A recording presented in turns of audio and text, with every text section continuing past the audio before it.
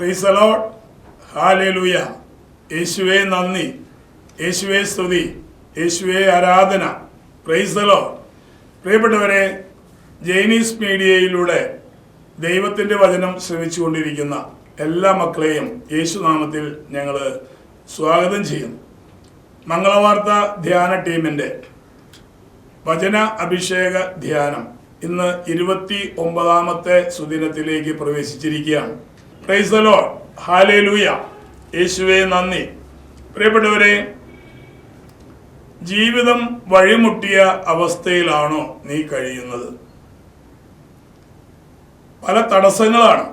ജീവിതം മുന്നോട്ട് പോകാനായിട്ട് വഴിയില്ല. ഇനി എന്ത് ചെയ്യും? ഒന്നെങ്കിൽ ആത്മഹത്യ, അല്ലെങ്കിൽ ഒളിച്ചോടുക, അല്ലെങ്കിൽ മൗനം പാലിച്ച് പുറത്തേക്ക് ഇറങ്ങാതെ വീണ്ടും അകത്ത് കഴിയുക. അങ്ങനെ ജീവിതം വഴിമുട്ടിയ അവസ്ഥയിൽ കഴിയുന്ന വ്യക്തികളാണോ നമ്മളെങ്കിൽ, ഇവിടെ പുറപ്പാടിന്റെ പുസ്തകത്തിലെ 14ാമത്തെ അധ്യായത്തിലെ 1 മുതലുള്ള തിരുവചനങ്ങൾ നമുക്ക് എടുക്കാം.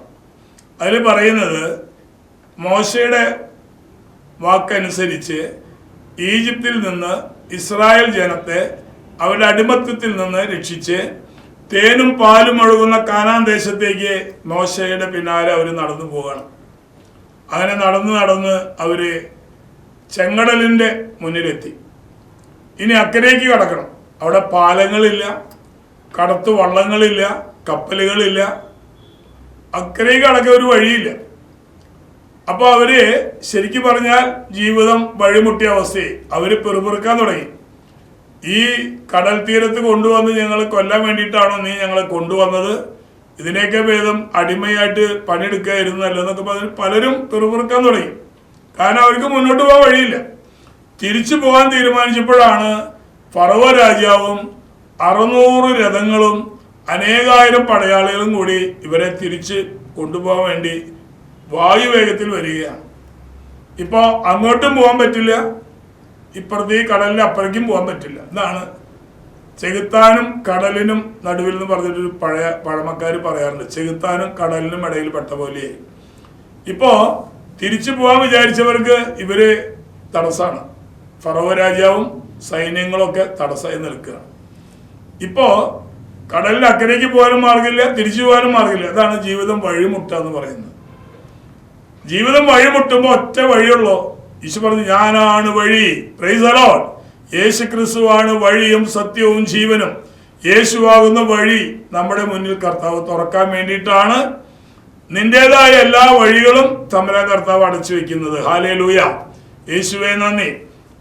മോശ ദൈവസന്നിധിയിൽ കരങ്ങൾ ഉയർത്തി കരഞ്ഞ് പ്രാർത്ഥിക്കുകയാണ്. എന്ത് പണിയെ കാണിക്കുന്നത് തമ്പുരാന്? ഞാൻ പറഞ്ഞിട്ട് ഇവര് എന്റെ പിന്നാലെ പോന്നു.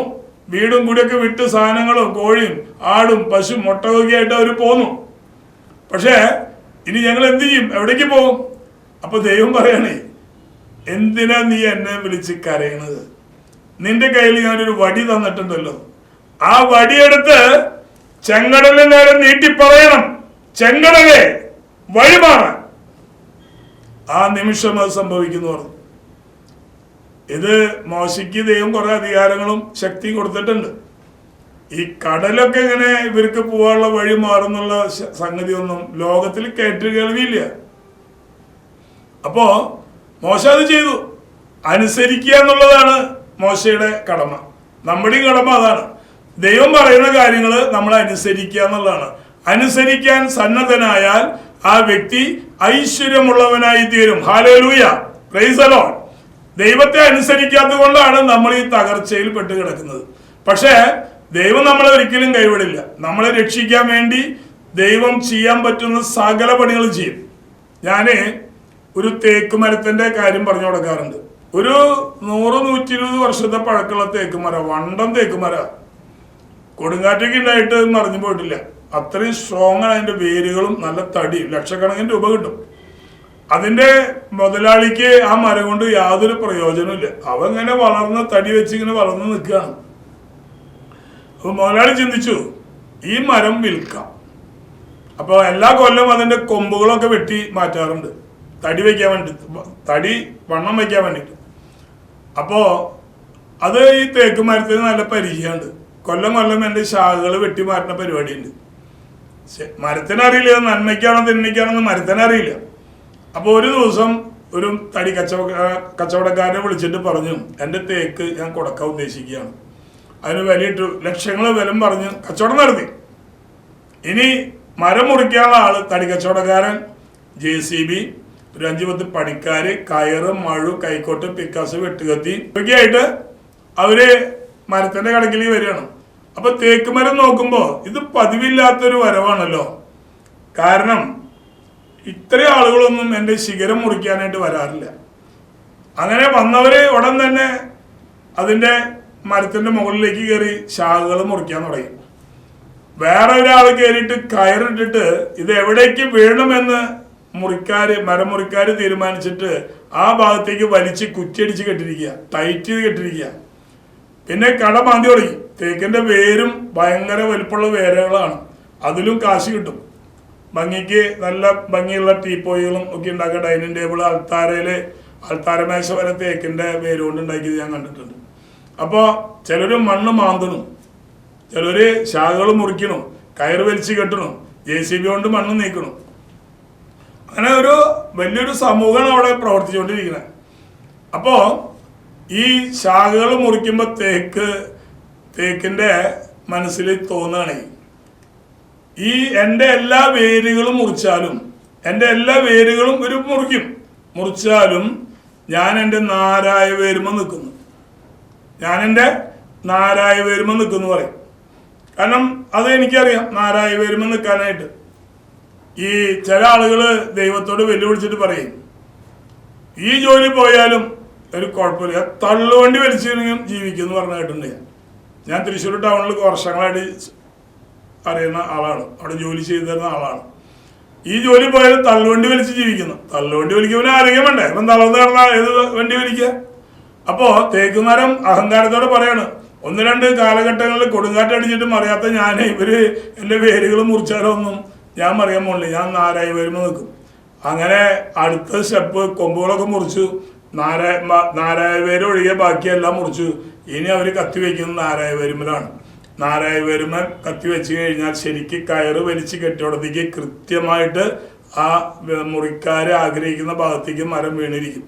ഇതുപോലെ ദൈവത്തിൻ്റെ കരങ്ങളിലേക്ക് നമ്മൾ വീഴാൻ വേണ്ടി നമ്മുടേതായ എല്ലാ വഴികളും തമ്മിലടയ്ക്കും. അപ്പോഴാണ് മനുഷ്യൻ ദൈവത്തെ ഓർക്കുള്ളൂ, ദൈവത്തിലേക്ക് തിരിയുള്ളൂ, ദൈവം പറയുന്നത് അനുസരിക്കുള്ളൂ. നമ്മൾ സമ്പത്തുള്ളവന് ദൈവത്തിന്റെ ആവശ്യമില്ല. സമ്പത്തുള്ളവൻ ദൈവരാജ്യത്തിൽ പ്രവേശിക്കില്ല എന്നല്ല ഈശോ പറഞ്ഞോണേ. ഒട്ടകം സൂചിക്കഴയിലൂടെ കടന്നെങ്കിൽ മാത്രമേ ഒരു സമ്പന്നൻ ദൈവരാജ്യത്തിൽ പ്രവേശിക്കുള്ളൂ. അപ്പൊ സമ്പത്തും സൗഭാഗ്യങ്ങളും തമ്പുരാൻ തരുമ്പോ അതൊക്കെ കുന്നുകൂടുമ്പോ മനുഷ്യൻ ദൈവത്തെ മറന്നു പോകാൻ സാധ്യതയുണ്ടെന്ന് പറയണേ. ഒരു സ്വർണ്ണക്കട തുടങ്ങി 4 5-ാമത്തെ കടയ്ക്ക് മെത്രാനച്ഛനെ എൻ്റെ വെഞ്ചിരിപ്പിന് കൊണ്ടുപോവാണ്. വലിയ AC കാറിൽ കൊണ്ടുപോകുമ്പോൾ മെത്രാനച്ഛൻ ചോദിച്ചു, മോനെ നീ ഞായറാഴ്ച പള്ളിയിലൊക്കെ വരാറുണ്ടോ? എവിടെ പിതാവേ സമയം? എനിക്കിപ്പോൾ ആദ്യം ഒരു കടയുള്ളൂ, ഇപ്പോൾ എനിക്ക് 5-ാമത്തെ കടയാണ് പിതാവിനെ കൊണ്ട് ഉദ്ഘാടനം ചെയ്യിക്കാൻ പോണേ. എനിക്ക് ഞായറാഴ്ച പോലും എനിക്ക് ഒഴിവില്ല, ഞായറാഴ്ച ഞങ്ങൾ തുറന്ന് പ്രവർത്തിക്കുന്നതാണ്. അങ്ങനെയാണ് ബോർഡിൽ പരസ്യമൊക്കെ കൊടുക്കുന്നത്. അപ്പൊ ഞായറാഴ്ചയും ഹിന്ദുക്കളൊക്കെ ഞായറാഴ്ച കടടയ്ക്കുണ്ടാകും. ഈ ക്രിസ്ത്യാനി എന്ന് പറയുന്ന തമ്പുരാന്റെ മാമോദിസം മുങ്ങിയ ആൾക്കാർ ഞായറാഴ്ച വരെ കട തുറന്നിരിക്കുന്ന അവരൊക്കെ ഗതികെട്ട് നശിച്ചു പോയിട്ടുണ്ട്. ദൈവത്തിന്റെ കൽപ്പന ലംഘിക്കുന്നവൻ ശപിക്കപ്പെട്ടവനാണ്. ദൈവത്തിന്റെ നിയമങ്ങൾ അനുസരിക്കാത്തവൻ ശപിക്കപ്പെടും. ഇത് ഞാൻ പറഞ്ഞ വാക്കൊന്നല്ല, ദൈവത്തിന്റെ ഈ സുവിശേഷത്തിൽ പറഞ്ഞ വാക്കുകളാണ്. അതിന് ഞായറാഴ്ച തുറന്ന് പ്രവർത്തിക്കുന്ന ഒത്തിരി ബിസിനസ്സുകാർ പൊളിഞ്ഞ് പാളിസായി നശിച്ചു പോയിട്ടുണ്ട്. അപ്പോ ഇത് കേൾക്കുമ്പോൾ ചിലർക്ക് വിഷമം തോന്നും. വിഷമം തോന്നിയിട്ട് കാര്യമില്ല. ദൈവത്തിന്റെ വചനം പറഞ്ഞു കൊടുക്കേണ്ടവർ പറയേണ്ട സമയത്ത് പറഞ്ഞു കൊടുക്കണം. അതാണ് ഞാൻ മനസ്സിലാക്കിയിട്ടുള്ളത്. അപ്പോ ഈ തേക്ക് മരത്തിന്റെ എല്ലാ അഹങ്കാരം കഴിഞ്ഞു. തേക്ക് മരം മുറിച്ചു, കഷ്ണങ്ങളാക്കി, കട്ടളയും ജനലും വാതിലുകളും പലകളും കട്ടിലുകളും ഫർണിച്ചറുകളും ഒക്കെ ഉണ്ടാക്കാനായിട്ട് കൊണ്ടുപോയപ്പോൾ ആ മരം കൊണ്ട് യജമാനനെ, അതിന്റെ ഉടമസ്ഥന് ഉപകാരം വന്നത് അത് വിറ്റപ്പോഴാണ്. എന്നതുപോലെ ദൈവത്തിലേക്ക് തിരിയാൻ വേണ്ടി നമ്മുടെ മുന്നിൽ എല്ലാ വാതിലുകളും ദൈവം അടയ്ക്കും. ഈശോ പറയുന്നുണ്ടല്ലോ, നിന്റെ മുമ്പിൽ ഞാനൊരു വാതിൽ അടച്ചാൽ ഒരു ശക്തിക്കും അത് തുറക്കാൻ കഴിയില്ല. Price the Lord. നിന്റെ മുമ്പിൽ ഞാനൊരു വാതിൽ തുറന്നാൽ ഒരു ശക്തിക്കും അത് അടയ്ക്കാനും കഴിയില്ല. കർത്താവ് അടച്ച വാതില് കർത്താവിന് മാത്രമേ തുറക്കാൻ കഴിയുള്ളൂ. മാനുഷികമായ ശക്തി കൊണ്ട് തുറക്കാൻ കഴിയില്ല. നമ്മൾ പറയും ഞാൻ പ്രാർത്ഥിക്കാം. എന്ത് പ്രാർത്ഥിക്കണേ? ആര് പ്രാർത്ഥിക്കണേ? ആർക്കാ നേരം? ഞാൻ എൻ്റെ ദാഹത്തിന് ഞാൻ വെള്ളം കുടിച്ചാ എന്നെ കേൾക്കുന്ന ഈ വചനം ശ്രവിക്കുന്ന മക്കളുടെ ദാഹം തീരില്ല. എൻ്റെ ദാഹം തീരുള്ളൂ. നിങ്ങളുടെ ദാഹം തീരണമെങ്കിൽ നിങ്ങൾ വെള്ളം കുടിക്കണം. അപ്പൊ നിങ്ങൾക്കൊരു ദൈവാനുഭവം ഉണ്ടാകണമെങ്കിൽ നിങ്ങൾ തീക്ഷ്ണമായിട്ട് ആഗ്രഹിക്കണം, അന്വേഷിക്കണം, ധ്യാനത്തിൽ വരണം, വചനം കേൾക്കണം, തുറന്നൊരു കുമ്പസാരം കാഴ്ചവെക്കണം, ക്ഷമിക്കാനുള്ള വ്യക്തികളോട് ക്ഷമിക്കണം. അപ്പൊ പ്രിയപ്പെട്ടവരെ, ജീവിതം വഴിമുട്ടുന്നത് നമ്മളെ രക്ഷിക്കാൻ വേണ്ടിയാണ്, നമ്മളെ ശിക്ഷിക്കാൻ വേണ്ടിയിട്ടല്ല. ആ സത്യം മനസ്സിലാക്കണം.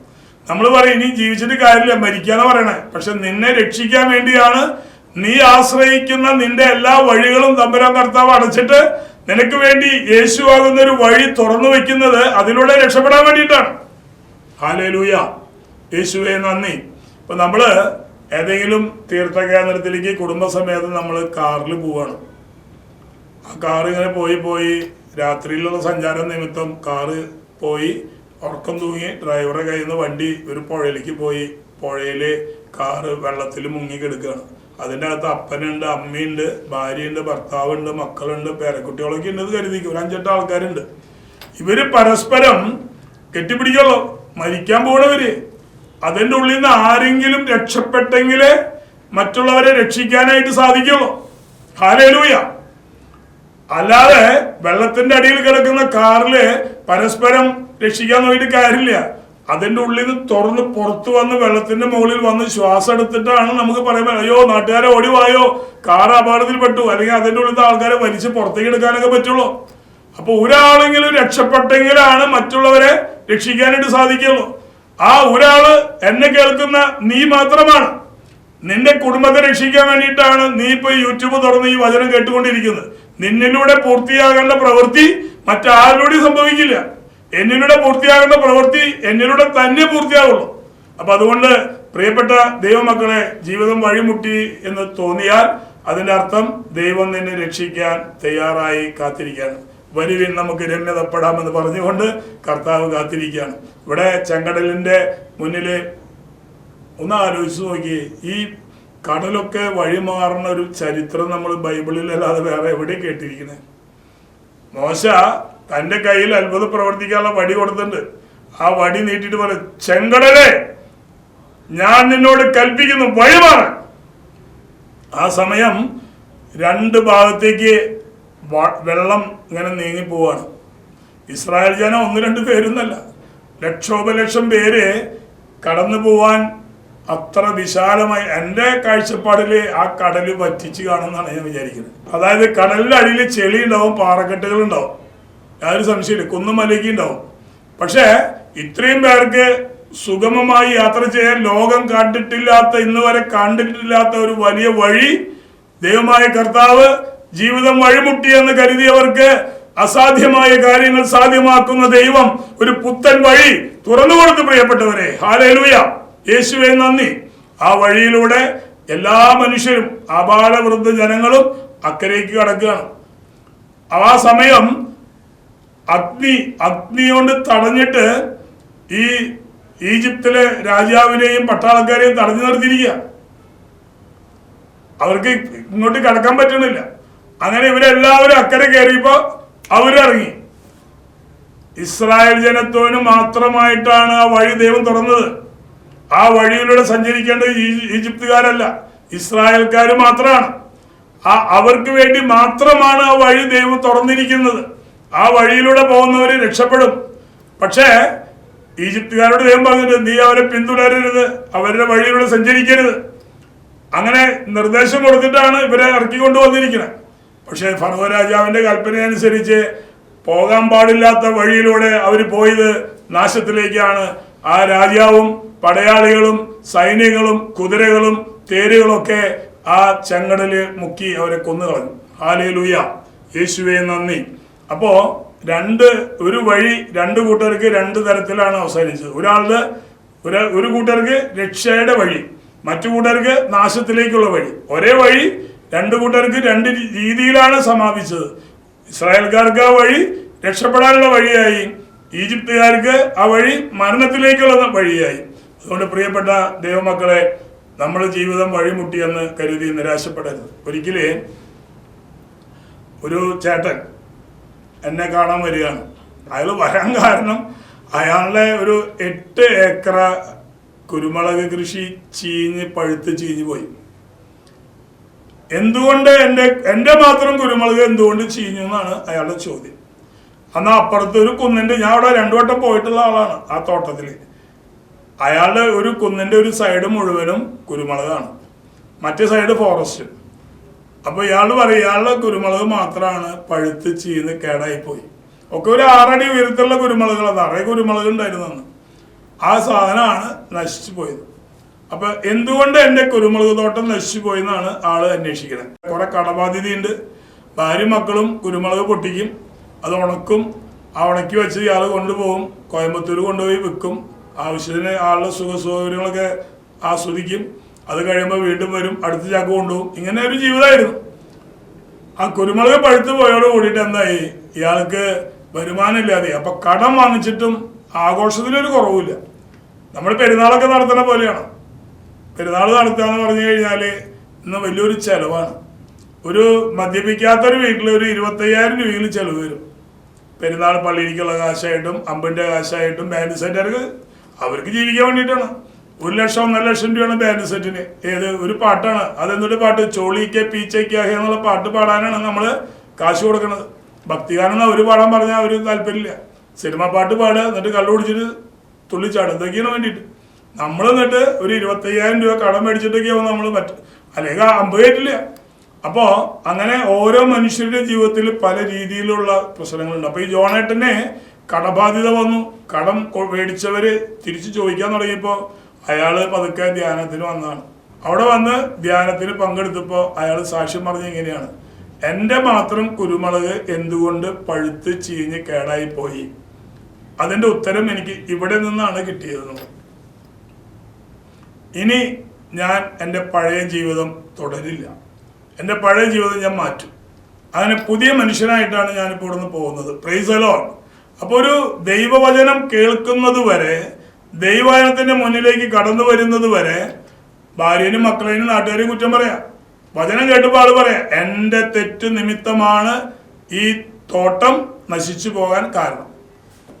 അങ്ങനെ അയാള് പോയി. അയാൾ വീണ്ടും ആ കുരുമുളക് കളഞ്ഞ് വീണ്ടും വെച്ചു. രണ്ടാമത് വെച്ച തോട്ടത്തിലേക്ക് കുരുമുളക് കാച്ചു തുടങ്ങിയപ്പോഴാണ് രണ്ടാമത് എനിക്ക് അവിടെ ഒരു ധ്യാനം കിട്ടി. അങ്ങനെ ഞാൻ അവിടെ പോകാനും ആ തോട്ടത്തിൽ പോകാനൊക്കെ ഉണ്ടായ കാരണം, ഇഷ്ടംപോലെ വെള്ളമാണ്. നമ്മൾ ഇവിടെ കിണർ കുത്തി കഴിഞ്ഞാൽ നമുക്ക് വെള്ളം കിട്ടില്ല. പക്ഷേ മലയുടെ മുകളിൽ ഒരു 2 ഇഞ്ച് 3 ഇഞ്ച് ഹോഴ്സ് പവറിലുള്ള വെള്ളമാണ് വരുന്നത്, മലയുടെ ഏറ്റവും ടോപ്പിൽ നിന്ന്. അങ്ങനെ ഞാൻ കണ്ടത്. അപ്പോൾ പ്രിയപ്പെട്ടവരെ, ജീവിതം മുട്ടിയാൻ തമ്പുരാൻ ഇടയാക്കുന്നത്. കർത്താവ് പറയുന്നുണ്ടല്ലോ, എൻ്റെ അനുമതിയില്ലാതെ നിന്റെ തലമുടിനാരിൽ ഒന്നുപോലും കൊഴിഞ്ഞു പോകില്ല എന്ന് പറഞ്ഞിരിക്കണേ. അങ്ങനെയാണെങ്കിൽ നമ്മളെ ജീവിതം വഴിമുട്ടാൻ ഇട വന്നിട്ടുണ്ടെങ്കിൽ അത് നമ്മുടെ തെറ്റുകൊണ്ടായിരിക്കണം, അല്ലാതെ ഒന്നും വഴിമുട്ടില്ല. അപ്പോൾ ആ തെറ്റിൽ നിന്ന് അവനെ പിന്തിരിപ്പിക്കാൻ വേണ്ടി ദൈവമായ കർത്താവ് നമ്മൾ നശിക്കുന്ന വഴികളൊക്കെ തമ്പുരാൻ അടയ്ക്കും. അങ്ങനെ നമ്മളെ ശരിക്ക് എലിയുടെ കൂട്ടിൽ, അതായത് നമ്മളൊരു കെണി വെച്ച് പിടിക്കും, ഒരു എലിപ്പെട്ടിയിൽ കൂട്ടിൽ പെടുമ്പോഴാണ് എലി രക്ഷപ്പെടാനായിട്ട് നോക്കുന്നത്. അതുവരെ അങ്ങനെ ഒരു ചിന്ത അവൻ്റെ ഉള്ളിൽ വരില്ല.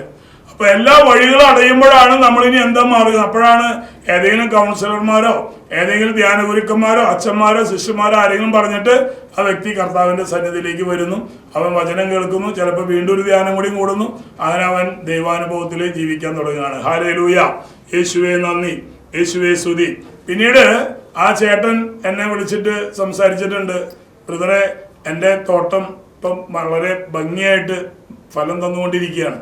ഞാൻ നന്നായാൽ എൻ്റെ കൃഷിയിടം നന്നാകും, ഞാൻ നന്നായാൽ എൻ്റെ കുടുംബം നന്നാവും, ഞാൻ നന്നായാൽ എൻ്റെ തൊഴിൽ സ്ഥാപനം നന്നാവും, ഞാൻ നന്നായാൽ എൻ്റെ ഇടവക നന്നാവും, ഞാൻ നന്നായാൽ എൻ്റെ ഭാര്യ നന്നാവും, ഞാൻ നന്നായാൽ എൻ്റെ മക്കൾ നന്നാവും. അങ്ങനെയാണ് എനിക്ക് മനസ്സിലായത്. ഇത് എനിക്ക് മനസ്സിലായ കാര്യം പറയണം, ആരും എന്നെ പഠിപ്പിച്ചതല്ല. എൻ്റെ ധാരണ എൻ്റെ ഭാര്യ നന്നാവണം, മക്കൾ നന്നാവണം, മരുമക്കൾ നന്നാവണം, പേരക്കുട്ടികൾ നന്നാവണം, അപ്പനമ്മ നന്നാവണം, സഹോദരങ്ങൾ നന്നാവണം, എന്നോട് ബന്ധപ്പെട്ട എല്ലാവരും നന്നാവണം. എനിക്ക് നന്നാവണം എന്നൊരു ആഗ്രഹമില്ല. ഞാൻ ഓൾറെഡി നല്ലതാണ്. ഞാൻ മനസ്സിലായത് ഞാൻ ഓൾറെഡി നല്ലതാണ്. പക്ഷേ ധ്യാനം കൂടിയപ്പോഴാണ് എനിക്ക് മനസ്സിലായത് അവരും നല്ല നന്നാവേണ്ടത്, ഞാനാണ് നന്നാകേണ്ടതെന്ന് എനിക്ക് മനസ്സിലാക്കിയത് ദൈവവചനത്തിന്റെ മുന്നിലേക്ക് വന്നപ്പോഴാണ്. വ്യഭിചാരത്തിൽ പിടിക്കപ്പെട്ട സ്ത്രീയെ കല്ലെറിഞ്ഞ് കൊല്ലാനായിട്ട് കൊണ്ടുവന്നത് യേശുവിന്റെ മുന്നിലേക്കാണ്. കൊണ്ടുവന്നവരൊക്കെ വിശുദ്ധന്മാരാണ്. അവര് പുരോഹിതരും ഫരീസയരും നിയമജ്ഞരും ഒക്കെയാണ് വന്നത്. യേശുവിനോട് സംസാരിക്കുന്ന നിമിഷം വരെ അവരൊക്കെ വിശുദ്ധ ജീവിതം നയിക്കുന്നവരാണെന്ന് അവര് കരുതിയത്. ഞാൻ പരീക്ഷ എഴുതിയിട്ട് ഞാൻ തന്നെ മാർക്കിട്ട 100-ൽ 100 ഇടും എന്നതുപോലെ അവരൊക്കെ കരുതിയത് ഞങ്ങളൊക്കെ വിശുദ്ധരാണ്, ഇവള് കാരണം കൊണ്ട് നാട് നശിക്കണമെന്നാണ് അവർ വിചാരിച്ചത്. അങ്ങനെ യേശുവിന്റെ മുന്നിലേക്ക് വന്നപ്പോൾ ഈശോ അവരോട് പറഞ്ഞില്ലേ, നിങ്ങളിൽ പാപമില്ലാത്തവർ ആദ്യം മുളക്കല്ലെറിയട്ടെ. ഒരു കുഞ്ഞു പോലും ഉണ്ടായില്ല പ്രിയപ്പെട്ടവരെ. ആ കല്ലുകളൊക്കെ അവിടെ ഇട്ട് അവളെ അവിടെ ഉപേക്ഷിച്ച് അവരെല്ലാവരും തിരിച്ചുപോയി. അവർക്കൊരു കാര്യം മനസ്സിലായി. യേശുവിന്റെ വചനത്തിന്റെ യേശുവിന്റെ മുന്നിലേക്ക് വന്നപ്പോൾ യേശു അവരോട് സംസാരിച്ചപ്പോൾ അവരൊക്കെ പാപികളാണെന്നുള്ള തിരിച്ചറിവ് അവർക്ക് കിട്ടി. കല്ലെറിയാൻ വന്നവര് കല്ലുകൾ അവിടെ ഇട്ട് തിരിച്ചു പോയി. ഇത് തന്നെയാണ് ഒരു ധ്യാനത്തിലേക്ക് ഒരാൾ വരുമ്പോൾ സംഭവിക്കുന്നത്. കൂടേണ്ട ധ്യാനം കൂടണം. ധ്യാന കേന്ദ്രങ്ങളും ധ്യാനങ്ങളൊക്കെ ഇഷ്ടം പോലെ ഉണ്ട് നമ്മുടെ നാട്ടിൽ. നമുക്ക് ഒത്തിരി ഡോക്ടർമാരുണ്ട് നമ്മുടെ കേരളത്തിൽ. MD സ്പെഷ്യലൈസ് ചെയ്തിട്ടുള്ള ഒത്തിരി ഡോക്ടർമാരുണ്ട്. പക്ഷെ നമുക്ക് എല്ലാവരും പോയി കാണേണ്ട കാര്യമൊന്നുമില്ല. നമുക്ക് ദൈവം നിശ്ചയിച്ച ഡോക്ടറെ കാണുന്നത് വരെ നമ്മൾ മാറി മാറി കണ്ടുകൊണ്ടിരിക്കും. അങ്ങനെ തമ്പുരാൻ നിശ്ചയിച്ച ഡോക്ടറെ കാണുമ്പോൾ അയാൾ പരിശോധിച്ച് ചിലപ്പോൾ ഒരു സ്കാനിങ് പറഞ്ഞു, രോഗം മനസ്സിലായി, മരുന്ന് എഴുതി, ഇത് കഴിച്ചാൽ മതി, ഇനി രോഗത്തിന് വേണ്ടി ഇനി അധികം ഓടി നടക്കൊന്നും വേണ്ട, അത് സൂക്കേട് ഭേദമായിക്കോളും എന്ന് പറഞ്ഞ് അപ്പൊ തന്നെ നമ്മുടെ രോഗത്തിന് പകുതി ആശ്വാസമായി. പിന്നെ മരുന്ന് കഴിച്ച് സുഖമായി, നമ്മൾ സുഖമായി. പക്ഷെ ഒരിക്കലും ആ ഡോക്ടർക്ക് താങ്ക്സ് പറയാൻ നമ്മൾ പോകാറില്ല. അത് മനുഷ്യന്റെ സ്വഭാവമാണ്. കർത്താവ് എത്രയോ രോഗികൾക്ക് സൗഖ്യം കൊടുക്കണം, അവരൊന്നും കർത്താവിന്റെ അടുത്ത് ചെന്നിട്ട് താങ്ക്സ് ഒന്നും പറയാറില്ല. 10 കുഷ്ഠരോഗികൾ സൗഖ്യപ്പെട്ടപ്പോ ഈശോ പറഞ്ഞില്ലേ, നിങ്ങളിൽ ഈ വിജാതീയൻ മാത്രമാണ് നന്ദി പറയാനായിട്ട് വന്നത്, ബാക്കി സ്വന്തം ജാതിയിൽപ്പെട്ട 9 പേര് എവിടെ? കർത്താവിന് ഭയങ്കര വേദന തോന്നിയിട്ട് പറഞ്ഞൊരു കാര്യമാണ്. നമ്മളാരും നന്ദി പറയാനൊന്നും പോകാറില്ല. അത് മനുഷ്യന്റെ സ്വഭാവമാണ്. കാര്യം നടക്കുന്നവരെ നാരായണ, അത് കഴിഞ്ഞാൽ കൂരായണ എന്ന് പറയുന്ന രീതിയാണ്. അപ്പൊ അതുകൊണ്ട് ജീവിതം വഴിമുട്ടിയെന്ന് വിചാരിച്ച് നിരാശപ്പെടേണ്ട. തമ്പുരാൻ നിന്റെ മുമ്പിൽ വഴി തുറക്കാൻ വേണ്ടിയിട്ടാണ്, പുതിയൊരു വഴി തുറക്കാൻ വേണ്ടിയിട്ടാണ് നിന്റെ മുമ്പിൽ വഴികൾ അടയ്ക്കുന്നത്. ഹല്ലേലൂയ. ഇത് ഞാൻ എൻ്റെ ജീവിതവുമായി ബന്ധപ്പെട്ടിട്ട് ഞാൻ പറയണേ. എനിക്ക് 22 വയസ്സ് കഴിഞ്ഞപ്പോൾ 23 വയസ്സിൽ ഞാൻ വിവാഹം കഴിച്ച ആളാണ്. ഒരു പെണ്ണിനെ കണ്ടിട്ടുള്ളൂ. കല്യാണം കഴിച്ചിട്ട് ഭാരം കൂടി. കാരണം കുടുംബജീവിതത്തിൽ 8, 9, 10, 11 പേരൊക്കെ. അപ്പാപ്പനുണ്ട്, അമ്മാമ്മയുണ്ട്, അപ്പനുണ്ട്, അമ്മയുണ്ട്, ഞങ്ങൾ 7 മക്കള്, പിന്നെ ഭാര്യ കൂടി ഒരു 12ാമത്തെ ആളായി. ഇവർക്ക് എല്ലാവർക്കും പ്ലേറ്റ് വെക്കണ്ടേ. ഭയങ്കര ബുദ്ധിമുട്ടും ദാരിദ്ര്യമുള്ള കുടുംബമാണ്. പട്ടിണി കിടന്നിട്ടില്ല, എന്തെങ്കിലുമൊക്കെ കിട്ടിയാൽ മതി. ഞാനിപ്പം ചിന്തിക്കാറുണ്ടേ, നമ്മുടെ കുഞ്ഞുനാളിലെ കഷ്ടപ്പാടിലൂടെ വളർന്നാൽ വാർദ്ധക്യത്തില് അടിപൊളി ജീവിതമായിരിക്കും. കുഞ്ഞുനാളില് അടിപൊളിയായിട്ട് ജീവിച്ച വാർദ്ധക്യത്തില് ഭയങ്കര കഷ്ടമായിരിക്കും, യാതൊരു സംശയമില്ല. ഈ കഷ്ടപ്പാടൊക്കെ എല്ലാവരും അറിയണ്ടേ. എന്നും സൂര്യ ഉദിച്ചിരുന്നാൽ മതിയാ, രാത്രി എന്താണെന്ന് അറിയണ്ടേ. എന്ന് രാത്രി നിന്ന് കഴിഞ്ഞാൽ പകലെന്താണെന്ന് അറിയണ്ടേ. എന്നതുപോലെ നമ്മുടെ കുഞ്ഞുനാളിൽ നമുക്ക് ഇന്ന ഭക്ഷണം വേണമെന്ന് ഒരു നിർബന്ധമില്ല, കിട്ടിയതൊക്കെ കഴിക്കും. ഇപ്പോഴത്തെ പിള്ളേരുടെ കാര്യമല്ല കേട്ടോ, കിട്ടിയ ഭക്ഷണം കഴിച്ചാൽ മതി, വിശപ്പ് അറിയാൽ മതി. അങ്ങനെ നമ്മുടെ കുഞ്ഞുനാളിൽ കഷ്ടപ്പാടും ദാരിദ്ര്യവും ബുദ്ധിമുട്ടും അനുഭവിച്ച് വളർന്ന വ്യക്തികൾക്ക് മാത്രമേ പ്രായമാകുമ്പോൾ സന്തോഷത്തിലും സമാധാനത്തിലും സമൃദ്ധിയിലും ജീവിക്കാനായിട്ട് സാധിക്കുകയുള്ളൂ. ഹല്ലേലൂയ. ചെറുപ്പത്തിൽ തന്നെ ഭയങ്കര സുഖത്തിലും സന്തോഷം ജീവിച്ച അവര് വാർദ്ധക്യം മഹാ കഷ്ടമായിരിക്കും, യാതൊരു സംശയമില്ല. എത്ര ഉന്നതനായ വ്യക്തിയായാലും സമ്പത്തൊക്കെ നഷ്ടപ്പെട്ട്, അല്ലെങ്കിൽ നോക്കാൻ ആളില്ലാതെ, ശുശ്രൂഷിക്കാൻ ആളില്ലാതെ, രോഗം വന്ന് പൊട്ടിപ്പൊളിഞ്ഞ് പുറമൊക്കെ പൊളിഞ്ഞ് നാറി അഴുകി ആർക്കും വേണ്ടാത്ത അവസ്ഥയിൽ വരാൻ പാടില്ല. നമ്മൾ ദൈവത്തോട് ചേർന്ന് ജീവിക്കാൻ കടപ്പെട്ടിരിക്കുന്ന വ്യക്തികളാണ്. പ്രിയപ്പെട്ടവരെ, പട്ടിണി മൂലം ദാരിദ്ര്യം അനുഭവിക്കുന്ന വ്യക്തിയാണോ നീ? സാമ്പത്തികമായ ശേഷിയില്ലാതെ, കടബാധ്യത മൂലം, വരുമാനം നഷ്ടപ്പെട്ട് എല്ലാ തരത്തിലും നമ്മൾ ദാരിദ്ര്യം അനുഭവിക്കുകയാണ്. വീട് വെക്കാൻ നോക്കിയിട്ട് നടക്കണില്ല. ഒരു ഭാഗത്ത് ജപ്തി നോട്ടീസ്, മറുഭാഗത്ത് കടക്കാർ വന്ന് വളയണം. ഒരു സമാധാനവും ഇല്ല, ഒരു സ്വസ്ഥതയില്ല. ഒരു വിധവ ഏലീഷ പ്രവാചകനെ സമീപിക്കുന്നുണ്ട്. വിധവയുടെ ഭർത്താവ് ഏലീഷ പ്രവാചകന്റെ ഒരു ഭൃത്യനായിരുന്നു. അയാൾ മരിച്ചു, 2 മക്കളുണ്ട്. അപ്പൊ അയാൾ ജീവിച്ചിരിക്കുമ്പോൾ കുടുംബം പോറ്റാൻ വേണ്ടി ഒത്തിരി സഹായമൊക്കെ പലരിൽ നിന്ന് മേടിച്ചിട്ടുണ്ട്, കാശ് വായ്പ. ആ വായ്പ തിരിച്ചു കൊടുക്കാൻ പറഞ്ഞിട്ട് ആൾക്കാർ വരികയാണ് ഇയാൾ മരിച്ചപ്പോഴേ. അല്ലെങ്കിൽ അന്നത്തെ കാലത്ത് അടിമകളെ കച്ചവടം ചെയ്യുന്ന പരിപാടിയുണ്ട്, മനുഷ്യരെ അടിമകളാക്കി വിൽക്കുന്ന പരിപാടിയുണ്ട്. ഭാര്യനും 2 കുട്ടികളെയും അടിമകളായിട്ട് പിടിച്ചുകൊണ്ടുപോകാൻ വേണ്ടി കാശ് കൊടുത്തവർ വരികയാണ്. അപ്പൊ ഈ ഭാര്യ ഏലീശ പ്രവാചകന്റെ അടുത്ത് ചെന്നിട്ട് സങ്കടപ്പെട്ട് കരഞ്ഞ് പറയണേ, അല്ലയോ പ്രവാചക, എൻ്റെ ഭർത്താവ് മരിച്ച കാര്യം അങ്ങേക്ക് അറിയാലോ, അങ്ങയുടെ ഒരു ഭൃത്യനായിരുന്നു, ദാസനായിരുന്നു. ഇപ്പോൾ ആള് വരുത്തി വെച്ച കടബാധ്യത മൂലം നാട്ടുകാർ വളഞ്ഞ് ഞങ്ങളെ അടിമകളാക്കി വിൽക്കാൻ വേണ്ടി പിടിച്ചുകൊണ്ടാൻ വേണ്ടി വന്നിരിക്കുകയാണ്. ഞാൻ എന്താ ചെയ്യേണ്ടത്? നിസ്സഹായാവസ്ഥയിൽ ദൈവത്തിൻ്റെ പ്രവാചകനായ ഏലീഷ പ്രവാചകനോട് ചെന്ന് പറഞ്ഞ കാര്യമാണ്. അപ്പോൾ പ്രവാചകൻ ചോദിക്കുന്നൊരു ചോദ്യമുണ്ട്, എനിക്ക് ഭയങ്കര ഇഷ്ടമുള്ളൊരു ഭാഗമാണ്. നിന്റെ കയ്യിൽ എന്തുണ്ട്? ഈശോ ചോദിച്ചിട്ടുണ്ട്, നിന്റെ കയ്യിൽ എന്തുണ്ട്? എലീഷയോട് ചോദിക്കുകയാണ്, നിന്റെ കയ്യിൽ എന്തുണ്ട്?